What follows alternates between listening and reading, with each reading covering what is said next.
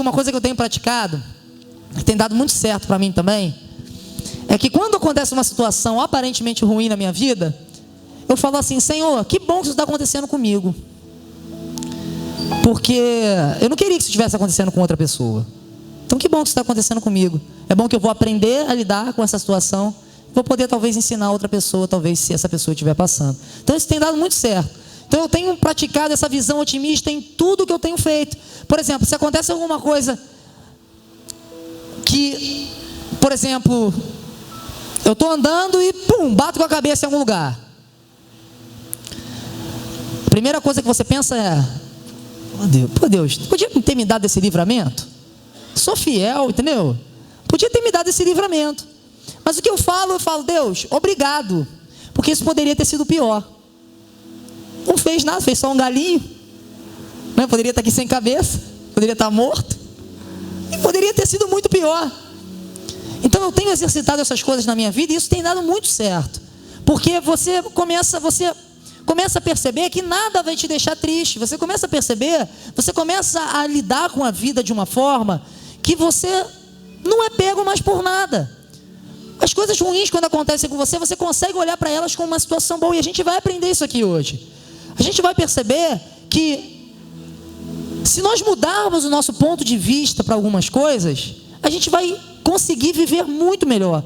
Se nós mudarmos o nosso ponto de vista para algumas situações aparentemente ruins que acontecem na nossa vida, a gente vai conseguir ser um cristão muito melhor e vamos pecar muito menos. Porque muitas das vezes pecamos com a nossa língua. Na verdade, a maioria dos pecados que nós cometemos é com a nossa língua. E a murmuração é uma dessas. E a murmuração é única e exclusivamente quando acontece. E alguém murmura porque está acontecendo alguma coisa boa? Tu fala assim: pô Deus, tô ganhando muito dinheiro, pai. Para com isso. Acabei de ganhar um carro agora aí, tá vendo? Pô, a minha vida espiritual tá ótima, entendeu? Você faz isso, já viu alguém fazer isso? Pô, se eu conseguir comprar minha casa própria, que isso? Pô, que chatice. Pô, nada ruim acontece comigo, pô. Ninguém faz isso. Por quê? Porque isso não é uma coisa normal. As pessoas só murmuram quando uma situação está aparentemente ruim na nossa vida. Só que quando você murmura, o que é a murmuração? Geralmente a gente faz assim: ai Deus, muda logo esse quadro aí. Não era para mim estar vivendo isso não. Eu não deveria estar passando por isso não. Tem gente que até fala: eu não mereço estar passando por isso não, Senhor. Eu não mereço estar passando por isso não. Quando você murmura, você está dizendo assim para Deus: Deus, eu sei o que eu deveria estar vivendo, e o Senhor não sabe. Então me escuta logo e muda a minha situação. É isso que você está falando para Deus. Mas é essa a verdade? Claro que não. Os pensamentos do Senhor são muito maiores do que os nossos pensamentos. E quando alguma situação aparentemente não está como você gostaria que estivesse, se você aprender a olhar com o ponto de vista que Jesus nos ensina, nós vamos falar sobre isso, você vai ver como que você vai lidar com essas situações. Você vai ver que a sua reação para com essas situações vão ser outra. Então, agora João, por que você está falando situações aparentemente ruins? Por quê? Porque a forma que você olha essa situação, ela determina como você vai reagir a ela. Vira para o teu irmão e fala assim: a forma que você olha para a situação vai determinar como você vai reagir a ela. E se você parar para ver Jesus, ele sempre nos ensina a tirar as coisas boas das coisas ruins que acontecem na nossa vida. Se você aprender a viver como um cristão dessa maneira, sempre aprendendo a tirar as coisas boas das coisas ruins que acontecem, você vai ver que a sua vida cristã vai dar um salto muito grande. Você vai ver que a sua forma de viver vai ser muito melhor. Você vai ver que o seu estresse ele vai reduzir muito. Por quê? Porque quando nós estamos estressados, nós não sabemos tomar boas decisões. O estresse nunca é uma coisa boa. Tem gente que confunde o estresse com se movimentar também, mas se eu não se estressar, ninguém faz nada. Não, não é. A questão não é, você não precisa se estressar nunca. Você pode ficar irado com uma situação para que você mude ela, mas o estresse ele nunca vai ser bom para você. E eu disse na outra pregação, vou falar de novo: se você anda muito estressada, é porque você está sobrecarregado. Então você tem que toma cuidado com isso. Você tem que tomar cuidado com isso, porque isso, o estresse, ele vai te minando, e chega uma hora que você já não tem mais ânimo para fazer nada. Você vai começar a criar algo ruim dentro de você, que você vai começar a achar que tudo vai dar errado. Você vai começar a ter uma visão pessimista das coisas. O estresse ele não é bom para você em hipótese alguma. Então, vamos continuar. Por exemplo, olha só essa diferença de você olhar para a situação. Se eu disser para você assim: foi bom Jesus morrer na cruz? O que vocês me responderiam? Quantos me responderiam que sim? Levantem a mão. Quantos responderiam que não? Levanta a mão. Quantos não responderam nada? Porque o que acontece? Aí eu te pergunto assim: você está dizendo que foi bom Jesus sofrer naquela cruz? Você é fogo. Que visão é essa que você tem? Jesus sofreu, botaram uma coroa de espinho na cabeça dele, ficaram zombando dele. Você fica falando que foi bom Jesus morrer? Por que eu estou falando isso? Porque vocês olharam para a morte de Jesus de uma forma totalmente diferente da forma que eu olhei. Eu prestei atenção no sofrimento que Jesus teve. Eu prestei atenção agora nesse momento, no momento em que Jesus sofria e as pessoas batiam nele, mas vocês prestaram atenção no que a morte de Jesus causou na frente. Vocês tiraram algo bom daquilo que aparentemente era uma tragédia. E é isso que Jesus nos ensina. Se você for ver em Mateus 5, vamos abrir lá em Mateus 5, nossa Bíblia.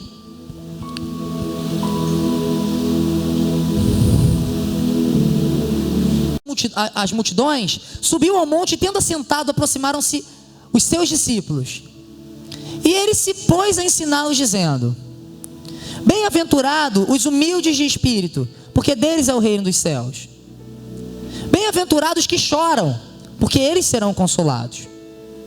Bem-aventurados os mansos, porque eles herdarão a terra. Bem-aventurados que têm fome e sede de justiça, porque eles serão fartos.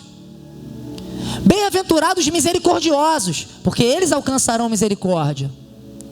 Bem-aventurados limpos de coração, porque eles verão a Deus. Bem-aventurados pacificadores, porque eles serão chamados filhos de Deus.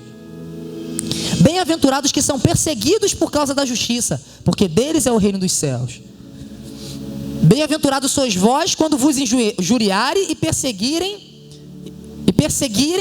e, mentindo, disserem todo mal contra vós por minha causa.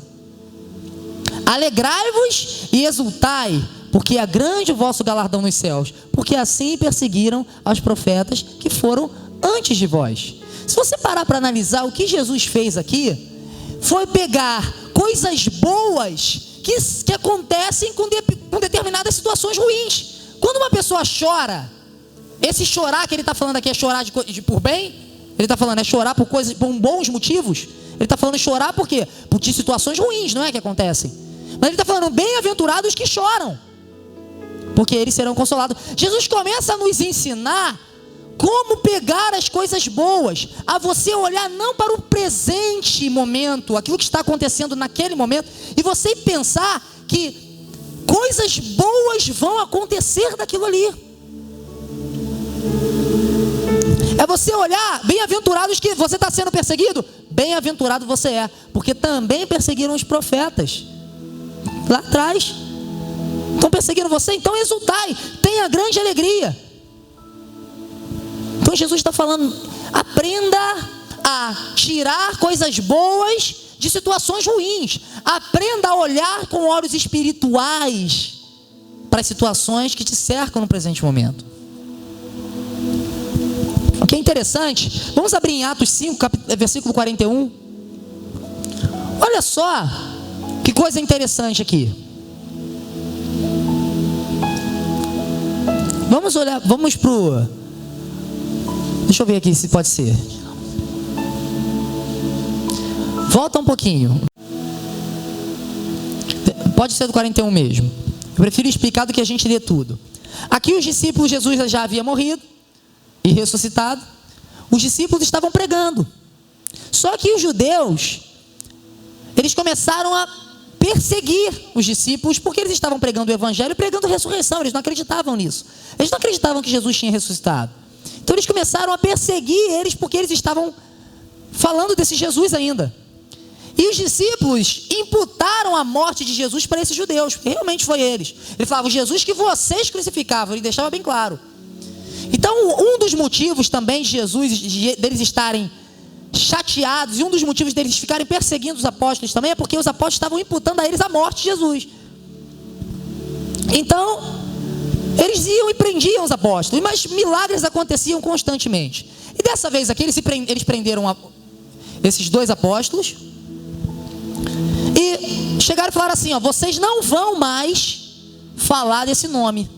Vocês não vão mais falar do nome de Jesus. Eu não quero mais. Vocês, agora acabou. Aí eles chegaram para ele e falaram assim, mas cabe obedecer a quem? Mais a Deus ou aos homens? Então a gente vai continuar falando assim. Então eles peitaram e os judeus foram lá, açoitaram eles e falaram assim, então tá, agora eles vão parar, tomaram uma coçazinha. Mas olha só no 41 o que eles dizem, o que a Bíblia diz. Retiraram-se, pois, da presença do sinédrio, regozijando-se de terem sido julgados dignos de sofrer afronta pelo nome de Jesus. E o 42?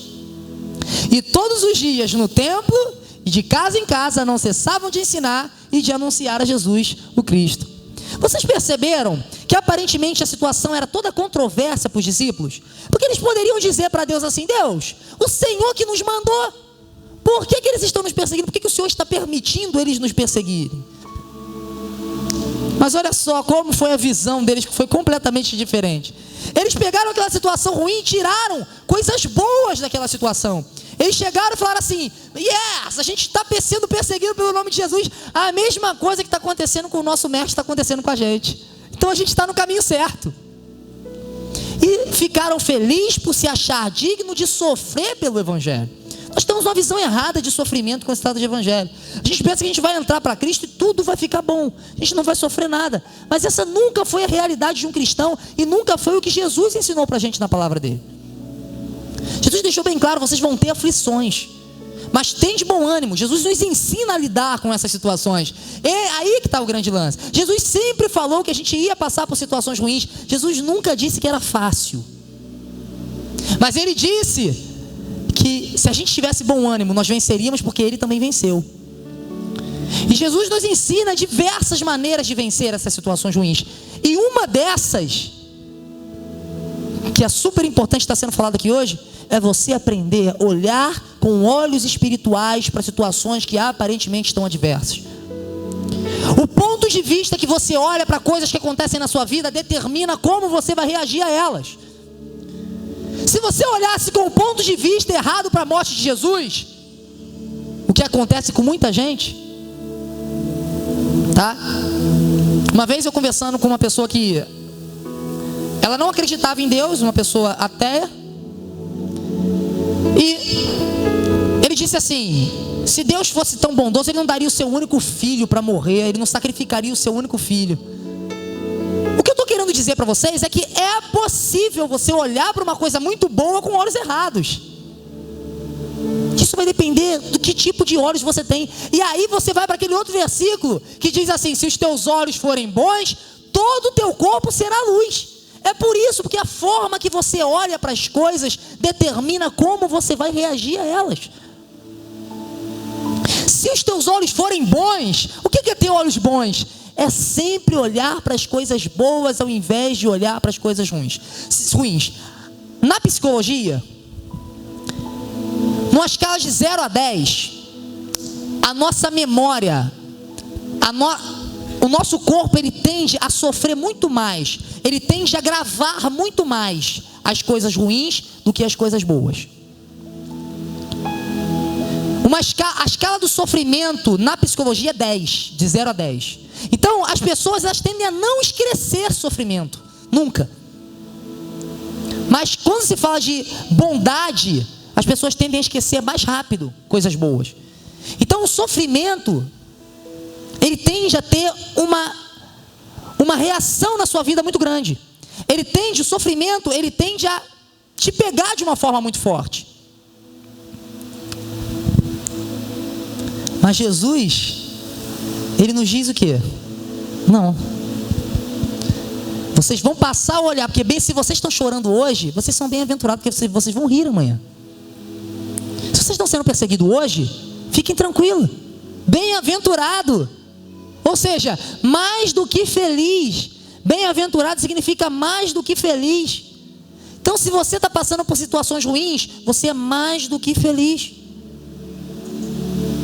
Agora, você tem que entender também por que você está passando situações ruins, né? Porque Deus não tem parte com o pecado. Se tu está com a sua vida toda errada também, você vai sofrer muita situação ruim, e você está sofrendo por consequência das tuas escolhas, de estar longe de Jesus. A gente tem que também saber lidar. Existem provações que vão vir naturalmente. Por quê? Porque se a gente ficar muito cômodo, as coisas ficarem muito boas, sabe o que vai acontecer? A ociosidade, ela é muito perigosa. O que é a ociosidade? Você ficar sem fazer nada. Isso é muito perigoso. Você vai ver às vezes pessoas dizendo assim, pessoas que têm pouco tempo e são assíduas, mas agora fala assim: agora eu parei de trabalhar, agora eu vou ter muito tempo. Não passa 10, 20 dias, a pessoa para de vir, para de fazer tudo, sai. Você fala: pô, mas a pessoa falou que ia sair do trabalho, ia melhorar, piora, porque ficou muito tempo ocioso, sem fazer nada. Sabe o que acontece? Tentação, mente vazia. O tempo que ela está aproveitando, ela não aproveita, fica parado sem fazer nada, ou então faz coisas que não edificam em nada. Deixa eu dizer uma coisa para você. Existem tentações que vêm para a nossa vida, que elas só vêm quando vocês estão sozinhos. Satanás nunca vai te tentar em determinadas situações quando você está em grupo, porque ele sabe que você nunca vai fazer determinadas coisas em grupo. Então fica ligado com as tentações, fica ligado aonde você se coloca e a oportunidade que você dá para o próprio diabo. Tem mais tempo? Procura o que você vai fazer com esse tempo. Eu estou tentando aprender a organizar melhor o meu tempo. Porque a gente sempre reclama: eu não tenho tempo, eu não tenho tempo, eu não tenho tempo. Então, será que você realmente não tem tempo? Ou você organiza muito mal o teu tempo? Se você parar para analisar um pouquinho, eu acho que você vai começar a achar tempo aí. O problema é que organizamos mal aquilo que fazemos. Então isso é super importante. Vamos continuar. Então os discípulos, de uma situação que era totalmente ruim, eles simplesmente olharam e tiraram coisas boas dessa situação. Às vezes vem pessoas conversar com você e a pessoa já está mal pra caramba. Aí a pessoa chega pra você e fala assim: não sei o que eu faço, entendeu? Tá acontecendo isso, pá. Você fala assim: caraca, tua situação é ruim mesmo. Pô, ainda bem que eu não tô passando isso aí, cara. Oi. Você que era para ser um pacificador, você que era para ser uma pessoa otimista, a pessoa tem que conversar com você e a pessoa tem que entender que tudo é possível ao que crer. Só que a pessoa vai conversar com você, você esquece da fé, você... Não, que isso, cara. É igual uma história que eu ouvi. Uma vez, um rapaz estava com o braço quebrado, quebrou o braço e estava no chão chorando de dor. A situação estava feia, estava fratura exposta. Aí o pessoal estava assim para ele: calma, cara, calma que o médico está chegando. Quando o médico chegar, ele vai colocar o teu braço no lugar. Vai ficar tudo tranquilo, calma, calma. E o cara chorando: ai, meu braço está muito feio, está muito feio. E calma, calma, o médico está chegando. Quando ele chegar, ele vai colocar as coisas no lugar, vai botar teu braço, vai ficar ótimo. Aí vem o médico. Aí o médico chegou, entrou na roda: calma aí que eu sou médico. Aí o médico chegou, graças a Deus o médico chegou, agora vai tudo ficar melhor. Aí o médico olhou para o braço dele: caraca, isso está muito feio. Não sei se eu vou conseguir consertar isso não, cara. A pessoa que era responsável para tranquilizar aquele rapaz que estava ali no chão foi uma pessoa que mais desestimulou ele. Porque se o médico está falando que não dá, ele vai falar assim: eu estou frito. E às vezes acontece isso com a gente. Quando uma pessoa procura você, a pessoa está procurando para receber uma resposta que Jesus daria para ela. Então você tem que ser um instrumento de Jesus para você responder a essas pessoas, para você ser bênção na vida dessas pessoas. Aí a pessoa vai conversar com você, e ao invés de você, porque você também já está acostumado a olhar para a sua vida dessa forma, você vai e desestimula mais ainda a pessoa por dar conselhos errados. Você tem que dar conselhos de fé, sim. Pô, meu irmão, você ousou em fé? Cara, eu ousei em fé.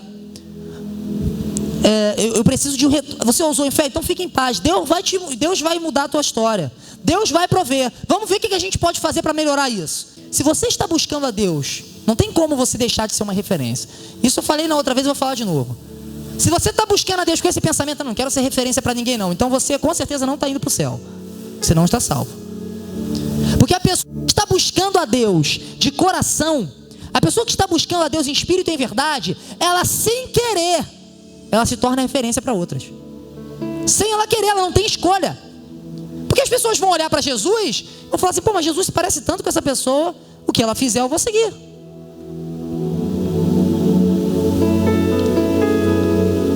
Então isso é super importante, tá?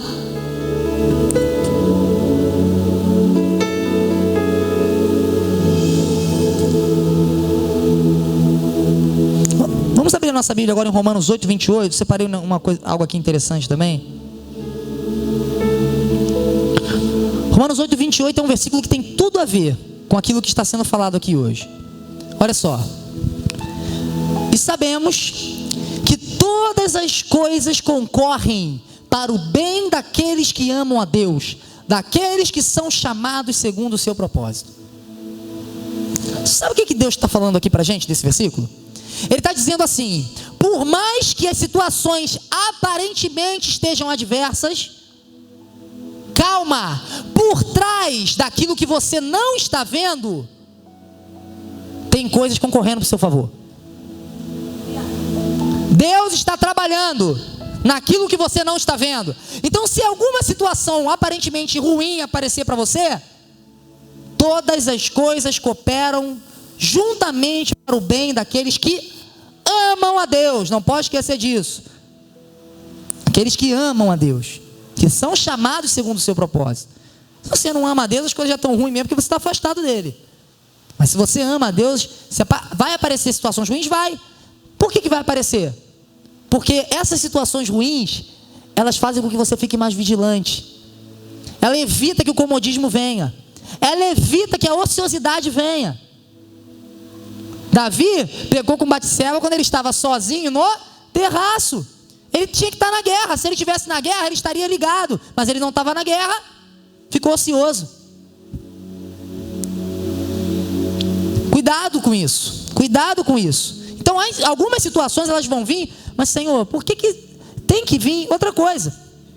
Às vezes você fala assim: muitas coisas na nossa vida, muitas situações elas vêm para a nossa vida, a gente vive, porque temos que aprender com elas.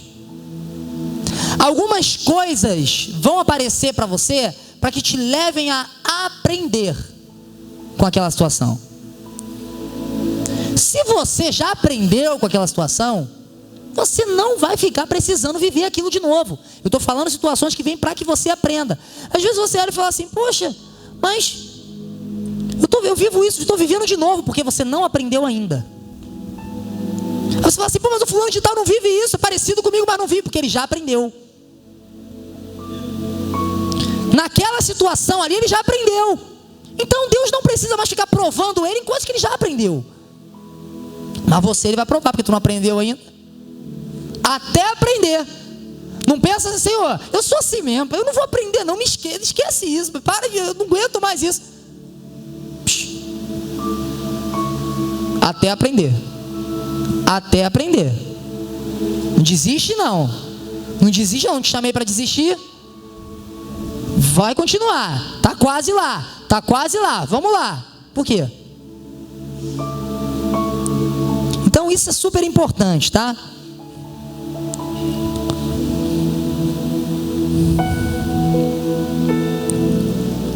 Tem aquelas situações também que são algumas situações mais complicadas. É aquela situação que você não consegue ver nada de bom nela. Então assim, João, eu já procurei por todo lado, já palpei por todo lado, já rodei por todo lado, mas não consegui encontrar o que eu posso tirar de bom nessa situação.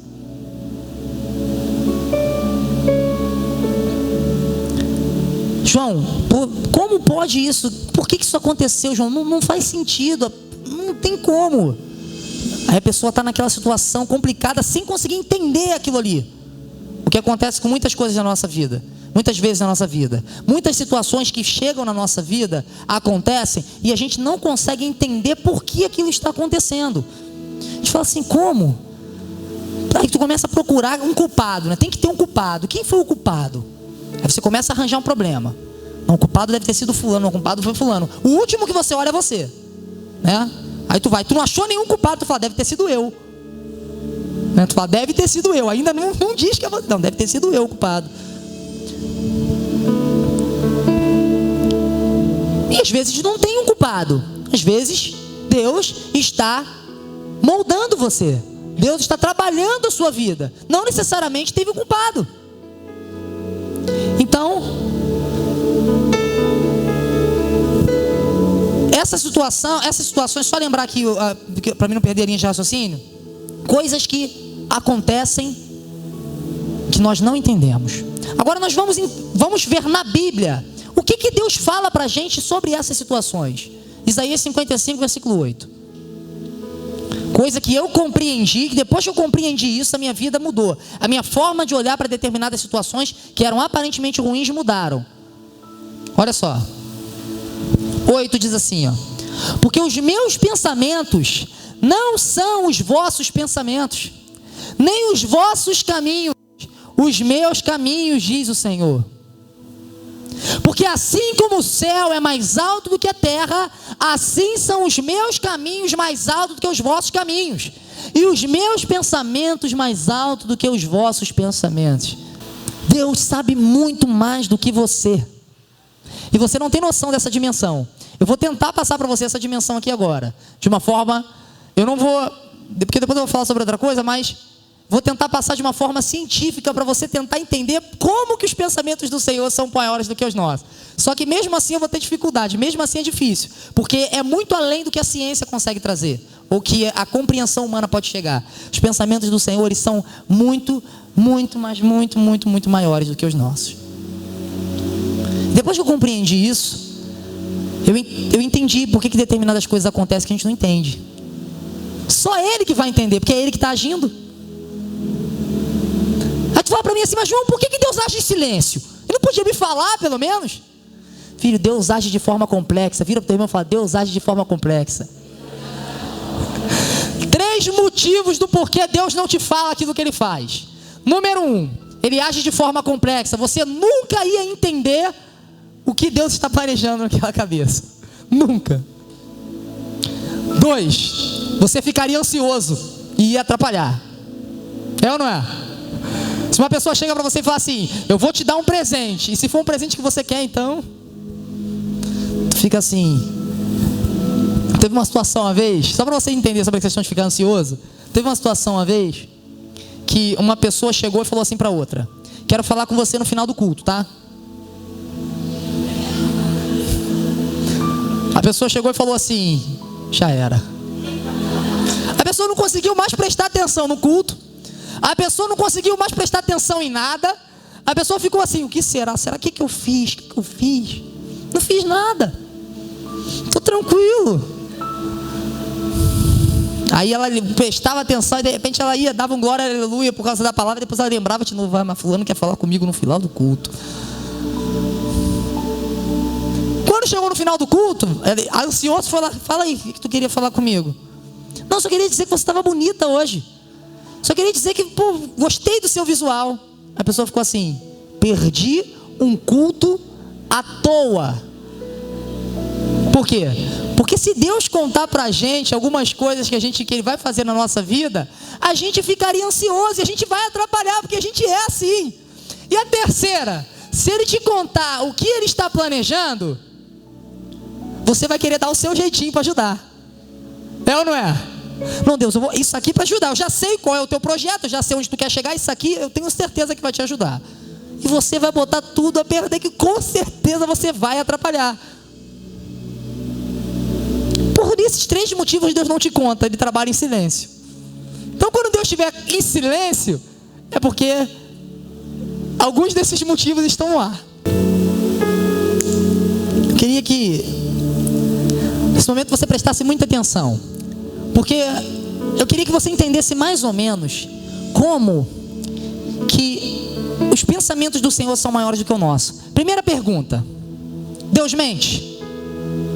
Ele falou assim, assim como os céus são mais altos do que a terra, assim são os meus pensamentos maiores do que os seus pensamentos. Então ele fez uma analogia, uma comparação entre céu e terra. Ele falou que a diferença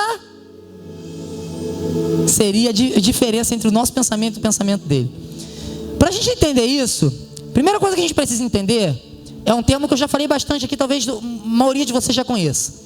É o que é um termo chamado anos-luz, usado pela ciência. Você já ouviu falar nisso? Anos-luz é um ano andando na velocidade da luz. Qual a velocidade da luz, João? 300 mil quilômetros por segundo. Gente, é um absurdo. Já viu a velocidade da luz é tão forte? Já viu o raio, quando ele bate? Vum. Só depois de um tempão vem o som? Blum. Porque a velocidade da luz é muito rápida. Ela é tão rápida que 300 mil quilômetros por segundo, a luz é tão rápida que ela consegue dar 7 voltas na Terra em 1 segundo. Preste atenção. A luz consegue dar 7 voltas na Terra durante 1 segundo. Quando a ciência diz 1 ano-luz, a ciência está dizendo que nessa velocidade você precisaria caminhar 1 ano para chegar ao seu destino. Se eu falar 10 mil anos-luz, eu estou dizendo que é necessário andar 10 mil anos na velocidade da luz, que é 300 mil quilômetros por segundo. Não é por hora, é por segundo. Ou seja, em 1 segundo, 300 mil quilômetros por hora. Muito rápido. Por que eu estou falando isso? Porque os céus, até onde nós conseguimos observar, ele possui 15. Olha a diferença de terra e céu, hein? Olha a diferença da terra. A terra, a luz dá 7 voltas em 1 segundo. E para a luz conseguir percorrer o tamanho do universo inteiro, pelo menos até onde a gente consegue observar, que é chamado de universo observar, porque ainda tem mais coisa lá atrás, lá na frente, que a gente não sabe ainda. Até onde os cientistas conseguem observar, a luz precisaria percorrer 15 bilhões de anos para conseguir percorrer o universo. Pelo menos o que a gente consegue ver. E a Terra, a luz dá 7 voltas em 1 segundo. E Deus falou assim: assim como os céus são mais altos do que a terra, assim são os meus pensamentos mais altos do que os seus pensamentos. Deu para você ter uma noção mais ou menos de como Deus sabe mais do que você?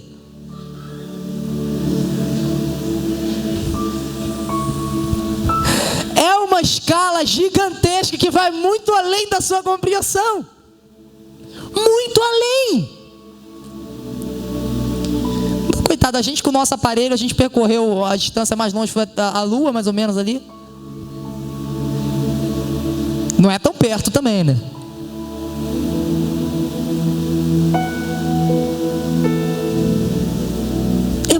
É muito grande, gente. Por isso que às vezes quando a gente fala assim, calma, Deus está no controle, a situação é séria.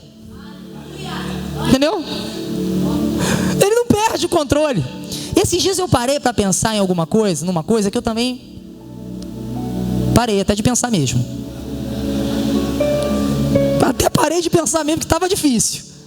Porque às vezes eu dou essa viajada, porque eu falo assim, Senhor, essas viajadas elas só servem para mim falar assim, Pai, o Senhor é uma coisa incrível, não tem o que falar. É sobrenatural. E esses dias eu até falei aqui da outra vez, eu parei para pensar na questão do idioma. Porque eu estou aprendendo um idioma a mais, que é o inglês. Já estou há um tempo, eu estudo todo dia. E ainda considero difícil você ficar fluente na língua estudando todo dia. Então eu estou estudando, estou melhorando a cada dia, quase fluente. Não estou ainda fluente, mas estou quase fluente. Mas é difícil pra caraca. E Deus, Ele olha para o ser humano e fala assim, eles estão unidos, desçamos e confundamos. Naquele mesmo momento Ele cria mais de 6.000 idiomas e dialetos de uma vez só.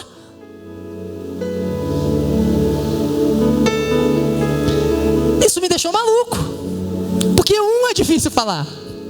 Tu imagina você conseguir falar 6.000? E quando eu fui sondar um pouco mais a mente do Senhor, eu falei, não dá.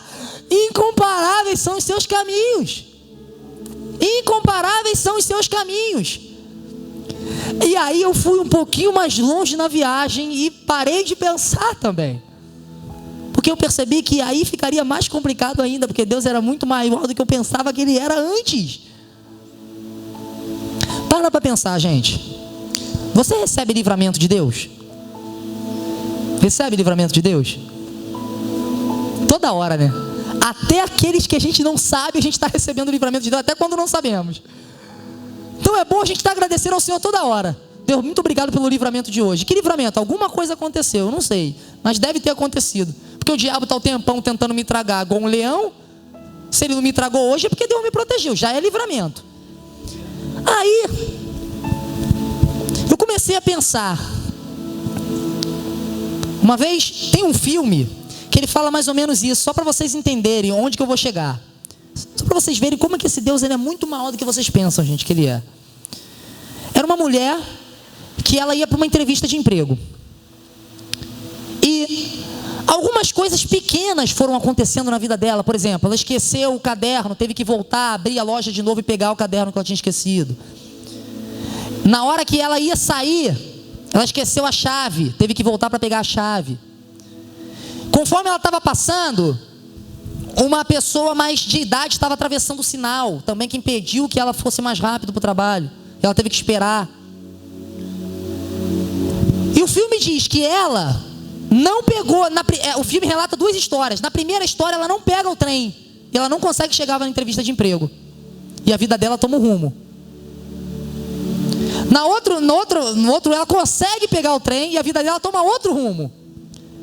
Só para vocês entenderem a história. São pequenos detalhes que acontecem o tempo todo na nossa vida. Por exemplo, para vocês chegarem aqui hoje, uma coisa teve que acontecer, outra coisa teve que acontecer. Por exemplo, o Reuter, para chegar aqui no horário, ele teve que contar com alguns fatores. Por exemplo, o sinal tem que estar aberto. Se o sinal estiver fechado, eu vou chegar atrasado. Alguns exemplos que eu estou dando. Tenta entender aonde que eu quero chegar. São pequenos detalhes que acontecem com todo mundo. Por exemplo, o Olsen está aqui e o Olsen tem que chegar na hora para a reunião. Falta 5 minutos para chegar. De repente ele tenta ligar o carro não liga, já é um fator. De repente, uma pessoa se atrasou e parou também na frente do Olsen, já é outro fator. De repente uma pessoa decidiu estacionar, é outro fator. Olha só como é que Deus ele é tremendo e forte, gente, incrível. Deus conhece todos os fatores que acontecem a todo momento com todas as pessoas que existem no universo. Para Deus dar um livramento para o Olsen aqui, o Olsen está aqui. O Olsen está andando a uma velocidade. Aí Deus fala assim: tem um Fusca saindo daquela velocidade ali. Se o Olsen continuar nessa velocidade e o Fusca estiver naquela velocidade, quando o Olsen atravessar a rua, o Fusca vai pegar o Olsen. Então Deus faz alguma coisa, move alguma coisa para que o Olsen reduza a velocidade. Ou alguém chega: Olsen, chega aqui rapidinho, tu esqueceu isso. E Deus conhece isso de todas as pessoas que existem no mundo. O salmista diz: Senhor, tu me sondas e me conheces, ainda a palavra nem chegou na minha boca e o Senhor já sabe. Todos esses fatores que acontecem na vida de cada pessoa, Deus sabe. Gente, quando nós dizemos Deus não perde o controle, nós estamos falando sério. Deus não perde o controle. Na verdade, o controle fica na palma da mão dele o tempo todo assim. É uma coisa incrível. Eu espero que você nunca mais abra a boca e fale assim: Senhor, por que eu estou passando isso? Sabe por quê? Porque Deus sabe por que você deve estar passando isso nesse momento. Quando você está vendo luta, Deus está vendo vitória. Quando você está vendo dificuldade, Deus está vendo maturidade. Quando você está vendo impossibilidade, Deus já está vendo grandes milagres. Os pensamentos do Senhor não são os nossos pensamentos. Os teus sonhos são maiores do que os meus. É muita verdade. Tudo é dele. Quando você entende isso, você aprende a tirar coisas boas de situações ruins. Porque você sabe que tudo que acontece aparentemente ruim na tua vida, ou está trazendo um aprendizado, ou está fazendo com que você cresça, ou está fazendo com que amanhã você aconselhe a outro, como Paulo fala em Romanos. Ele fala: passei por tribulações para que hoje eu estivesse aconselhando vocês nas tribulações que eu passei. Para de murmurar. Para de abrir a boca para falar besteira. Entenda o que Deus está fazendo. Entenda o que Deus está fazendo na sua limitação, porque no total você não vai conseguir. Deus fala assim: eu preciso moldar essa partezinha da vida dela, que essa partezinha aqui vai ser um problema quando o meu projeto for se cumprir na vida dela lá na frente. Deixa eu moldar isso agora, que depois vai ser difícil. Aí Deus começa, começa a mexer. Aí você fala para o Senhor assim: Senhor, me dá paciência. Uhul.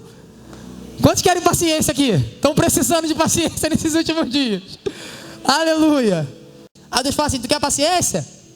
Bota aquele cara mais chato do teu lado, o patrão que pega mais no pé de todos, e ele cisma com você. Tem tanta gente para ele cismar, ele cisma com você. Você está pensando que Deus vai descer e vai botar uma varinha e falar assim: ó, tome paciência? Deus vai fazer você aprender com as situações que aparecem na tua frente. Deus vai olhar e falar assim: você quer paciência? Toma paciência, vai exercitar. Aí você chega e fala assim: pô, pedir paciência para Deus. Deus, em vez de me ajudar, botou esse cara do meu lado.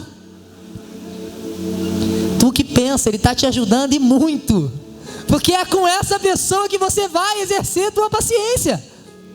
Você fala: Senhor, quantos pediram para Deus aumentar a sua fé aqui nos últimos dias? O cara fala assim: Senhor, aumenta a minha fé, pai, estou precisando de fé. Vocês sabem o que vocês pediram, não sabe? Com outras palavras, vocês falaram assim: Senhor, torne as coisas impossíveis para mim exercitar a minha fé, para minha fé aumentar. Foi o que você pediu. E tudo a gente vai aprender com as situações que Deus vai colocar na nossa frente. É assim que Deus trabalha.